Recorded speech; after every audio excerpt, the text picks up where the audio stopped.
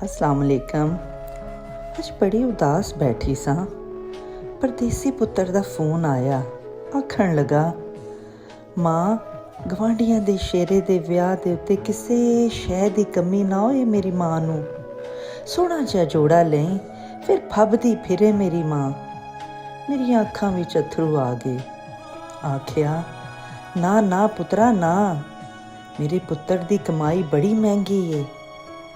आखिया, परदेसां विच मिलण वाले पैसे कल्ले घंटियां दे हिसाब नाल थोड़ी होंदे ने। ਇਹ ਆਪਣਿਆਂ ਤੋਂ ਪਾਈ ਗਈ ਜੁਦਾਈ ਦੇ ਵੀ ਹੁੰਦੇ ਨੇ, ਗੁਜ਼ਰ ਚੁੱਕੇ ਸ਼ਗਨਾਂ ਤੇ ਤਿਉਹਾਰਾਂ ਦੇ ਵੀ ਹੁੰਦੇ ਨੇ, ਤੇ ਆਪਣੇ ਪਿੱਛੋਂ ਹੋਈਆਂ ਮੌਤਾਂ, ਜਨਾਜ਼ਿਆਂ ਤੇ ਜਨਮਾਂ ਦੇ ਵੀ ਹੁੰਦੇ ਨੇ।